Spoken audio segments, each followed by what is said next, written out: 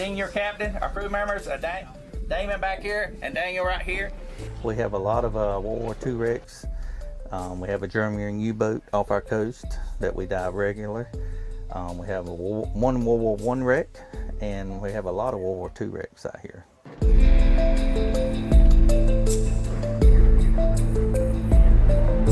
When the United States entered the war in December of 1941, Admiral Karl Dönitz, who was in charge of the U-boats for Nazi Germany, in the first months of 1942, and he sent 14 U-boats immediately to the east coast of the United States.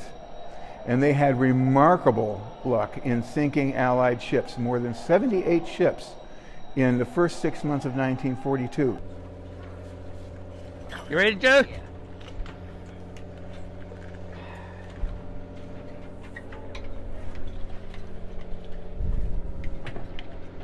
All right, enjoy your dive. Watch your air, watch your bottom time.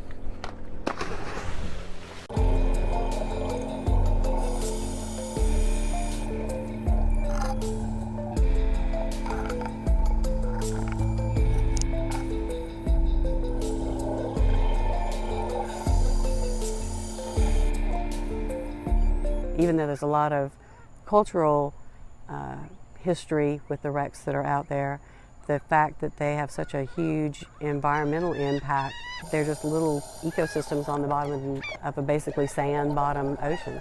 And so it's made a huge difference in the amount of marine life that had been out there.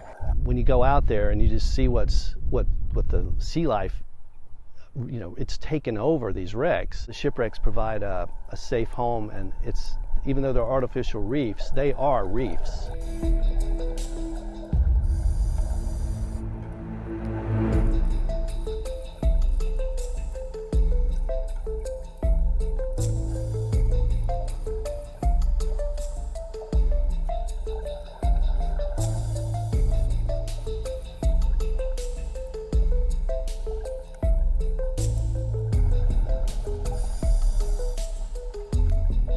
When you see a sand tiger shark swimming around the wreck, it's because it's mating with other sharks or it's looking for food near that wreck. They have somewhere to hide. You know, these sharks are just as vulnerable as a lot of the other fish in the food chain. If they're swimming out in the open ocean all the time, that means a bigger predator can come in, and you know, these sharks grow to be about 10 or 11 feet max. Imagine some of the great whites. There are great whites patrolling out here as well, and they're probably preying on these sand tiger sharks that we see on the wrecks. There's a lot of people that don't get to see what we get to see. It's just interesting, very interesting. So I've seen a lot of the wrecks, you know, over the years that I've been diving, just deteriorate really bad. All right, everyone, we are on the stern of the Indra for right now. It's about 328 feet long. It was sunk in 1992. It served in Vietnam. It was a boat tender and a base. Okay, it was sunk as an artificial reef.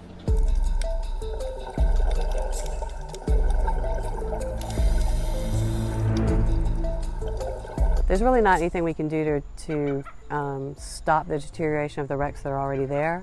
We are always in the process of trying to create new habitat out there. We've got a nonprofit that we've set up, which is the Eastern Carolina Artificial Reef Association. Through that organization, we try to work with the local marine fisheries and sink reefs that are offshore.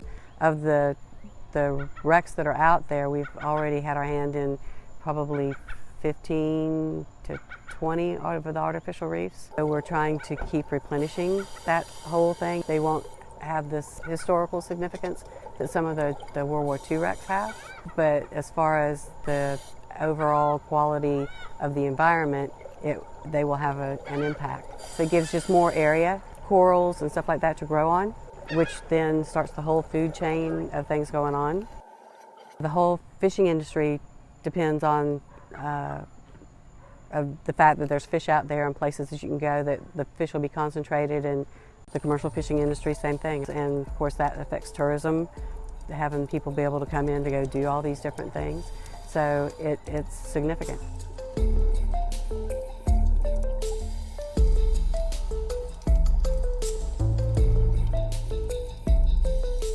Sharks don't really harm divers. The safety aspect for divers would be keep your eyes open If a larger shark comes in, say maybe like a tiger shark or a great white, you definitely want to make eye contact with those sharks. They'll stay at their distance. Again, you have bubbles coming out of your face. They know you're not food, but they might be curious. So is it safe to dive with sharks out here? I say absolutely. And I live in Los Angeles. So is it safe to go underwater and be with sharks? Well, there's no switchblades down there. There's no pistols or there's no rifles.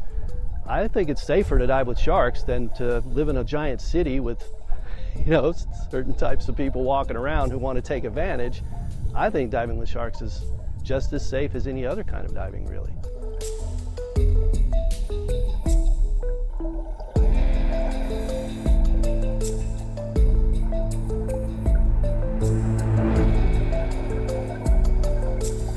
Biggest thing is raising money to be able to get the money to be able to sink it. It can cost $500,000 to $1 million to sink a wreck, and most of that is the cleaning of the wrecks. Even if you get the wrecks donated, it can cost $400,000 or $500,000 to get them cleaned to be acceptable to be sunk as artificial reefs. That's a major setback as far as reefs go. We've always found it ironic that if somebody's boat just accidentally sinks, nothing happens and nothing's clean. But you try to put one out there for the good of everybody and you have to spend a gazillion dollars. One reef sunk will last, 50, 100 years. Costs money the first time to put it down, but then there's no expense left. And so to be able to consistently put those down is important.